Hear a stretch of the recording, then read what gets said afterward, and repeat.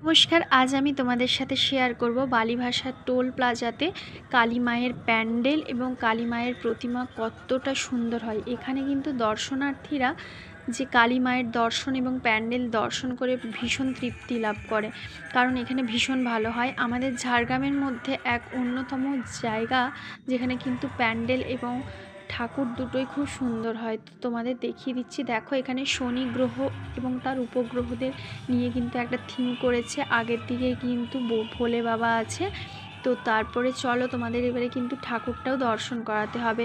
এখানে কিন্তু দর্শনার্থী ভীষণ ভিড় থাকে। আমরা একদম সন্ধেটা তখন হয়েছিল, 5:30টার দিকে গিয়েছিলাম, তাই এতটা ভিড় দেখা যায়নি। এখানে কিন্তু ভীষণ সুন্দর সুন্দর কাঠের কাজ করা ছিল। দেখো প্যান্ডেলের ওপরটা দেখিয়ে দিচ্ছি। এবারে কিন্তু আমি কালী মায়ের যে প্রতিমা সেটা দেখিয়ে দেব।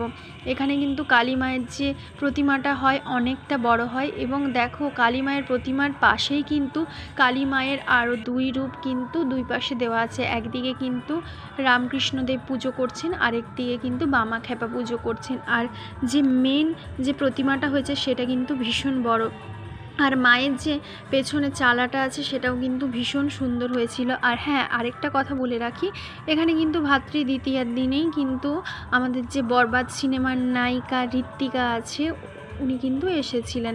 এখানে অনেক ভিড় হয়, কিন্তু আমরা খুব তাড়াতাড়ি যাওয়ার জন্য ভিড়টা তোমাদের দেখাতে পারছি না। আমরা ঠিক দিওয়ালির পরের দিন গিয়েছিলাম। দেখো আমরা বাড়ি ফেরার পথ ধরেছি, কত সুন্দর লাইটিং হচ্ছে। তো তোমরা কারা এখানে ঠাকুর দেখলে জানিও। ভালো থেকো সকলে, টাটা, বাই।